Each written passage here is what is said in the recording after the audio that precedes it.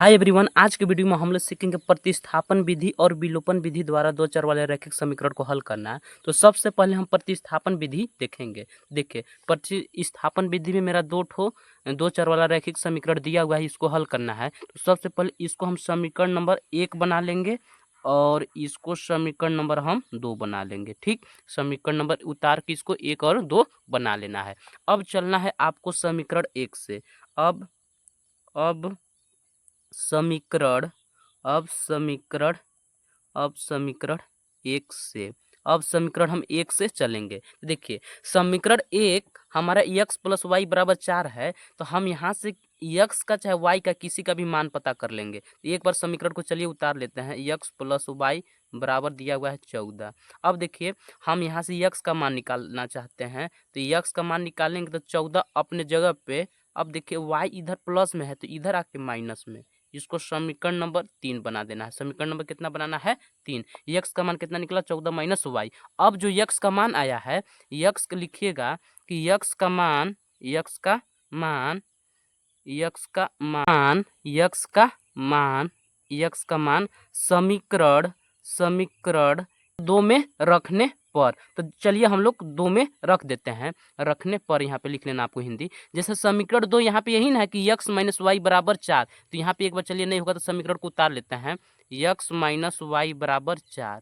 अब देखिए, जो यक्स का यहाँ पे जो यक्स है, यहाँ देख सकते हैं यक्स माइनस वाई बराबर 4। वहाँ पे यक्स बराबर कितना रखना है? 14 माइनस वाई। तो यहाँ पे यक्स की जगह पे हम क्या लिख देंगे? 14 माइनस वाई। फिर यहाँ पे माइनस वाई है बराबर 4। अब देखिए, इसको आपको हल करना है। तो देखिए, माइनस माइनस प्लस यानी 14 अपने जगह पे, माइनस माइनस का हो जाएगा माइनस माइनस 2y बराबर 4। ठीक, इतना हो जाएगा। इतना आपको आ रहा होगा समझ में। अब ध्यान से देखने की कोशिश आप करेंगे तो देखिए, 14 इधर प्लस में है तो इधर जाएगा तो क्या में बन जाएगा? माइनस में। तो लिखेंगे -2y बराबर 4 और 14 इधर प्लस में, इधर आके माइनस में। अब देखिए, -2y बराबर 14 में से जब 4 घटाएंगे तो कितना बचेगा? -10।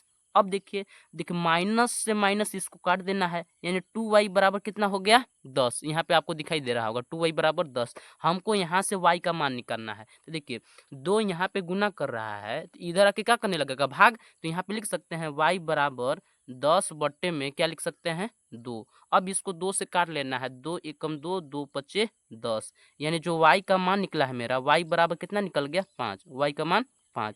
अब सुनिए, जो y का मान आया है y बराबर 5, इस y का मान हम समीकरण 3 में रख देंगे। किस में रख देंगे? समीकरण 3 में रख देंगे। तो यहाँ पे हम लिखेंगे, क्या लिखेंगे कि y का मान y का मान y का मान y का मान समीकरण समीकरण समीकरण 3 में रखने पर रखने पर समीकरण 3 में रखने पर। जब समीकरण 3 में रखेंगे तो चलिए एक बार समीकरण 3 को यहाँ पे हम उतार लेते हैं। जैसे यहाँ पे क्या है? x बराबर 14 माइनस वाई।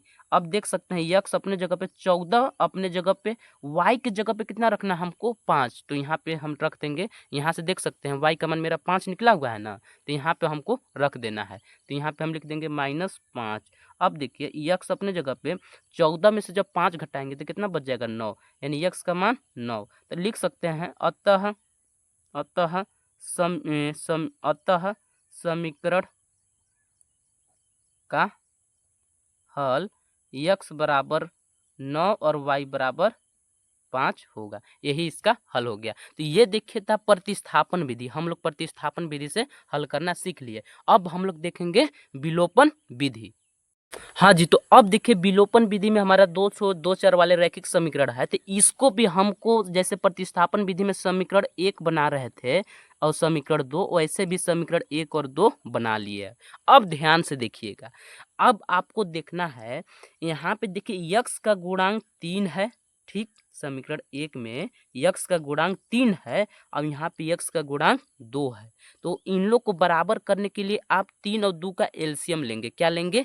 एलसीएम। तो और देख सकते हैं। और अगर आसानी के लिए अगर इसमें एलसीएम लेना पड़ रहा है तो इसमें भी थोड़ा देखिए, यहाँ पे y का गुणांक कितना है 4 है और यहाँ पे y का गुणांक 2 है, तो यहाँ पे 4 और 2 का एलसीएम लीजिएगा तो 4 हो जाएगा। लेकिन देखिए इसमें 4 दिया हुआ है, इसमें 4 नहीं दिया हुआ है, तो इसमें हमको समीकरण केवल 2 में ही गुना करना पड़ेगा। लेकिन जब हम इसका एलसीएम लेते हैं तो इसमें हमको 3 2 का एलसीएम निकालेंगे 6 हो जाएगा, इसलिए हमको समीकरण 1 में भी और समीकरण 2 में भी गुना करना पड़ेगा। इसलिए हम क्या कर रहे हैं ना कि इसको 4 बनाने के लिए समीकरण 2 में हम 2 से गुना कर दे रहे हैं, क्योंकि एक तो 4 है, ये है, केवल एक ही समीकरण में गुना करना पड़ेगा। तो लिखेंगे, क्या लिखेंगे कि समीकरण समीकरण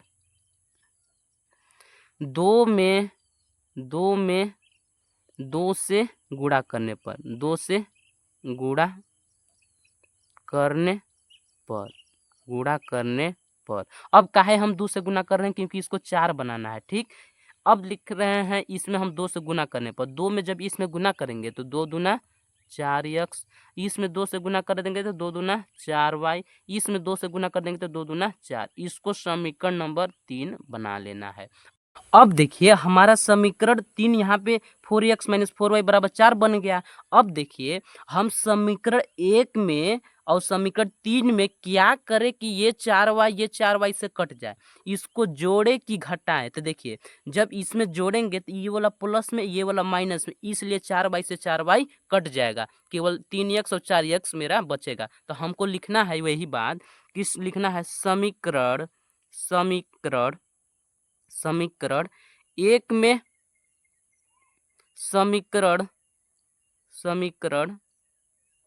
3 को जोड़ने पर तो जब आप जोड़ेंगे तो ध्यान में रखिएगा, यहाँ पे देखिए एक बार नहीं होगा तो चलिए हम समीकरण को उतार लेते हैं। पहला समीकरण क्या है मेरा 3x प्लस 4y बराबर 10 और अगला समीकरण है मेरा 4x माइनस 4y बराबर 4। अब इसको हमको जोड़ना है, तो देखिए इसको जोड़ेंगे तो यहाँ पे 4y से 4y कट जाएगा, 4 और 3 कितना हो जाएगा 7x हो जाएगा ना, बराबर 10 और 4 कितना होता है 14। अब देखिए अब यहाँ पे 7 गुना कर रहा है, इधर आके क्या करने लगेगा भाग, तो x बराबर हम लिख देंगे 14/7। अब देखिए 7 से कट रहा है का, हाँ जी 7 एकम 7, 7 दूना 14, यानी x का मान का है तो देखेंगे ध्यान से आपको दिखाई देगा कि x के जगह पे कितना हो गया, x के जगह पे 2 हो गया। x का जो मान आया है 2, x का मान अब समीकरण हम कै में रख देंगे 3 में रख सकते हैं। तो लिखेंगे, क्या लिखना है कि x का मान समीकरण 3 में रखने पर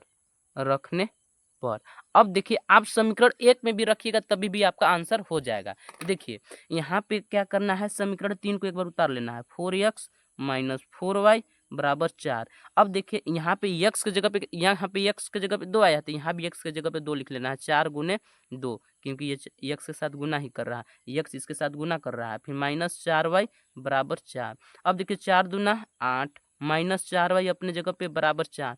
अब देखिए 8 इधर प्लस में, उधर जाके माइनस में, तो माइनस 4y अपने जगह पे, 4 भी अपने जगह पे, 8 इधर प्लस में, इधर आके माइनस में, तो माइनस 4y बराबर कितना हो जाएगा, 4 में से 8 नहीं कटेगा, 8 में से 4 घटाएंगे तो माइनस 4, माइनस से माइनस कट गया, y का जब मान निकालेंगे तो 4/4। अब देखिए 4 से 4 काट दीजिए, यानी y का मान कितना निकल गया 1, यानी x बराबर 2 और y बराबर 1। इस प्रकार ये हमारा था कौन विधि, विलोपन विधि। अगर वीडियो अच्छा लगा होगा तो वीडियो को लाइक कीजिएगा और चैनल को सब्सक्राइब कर लीजिएगा।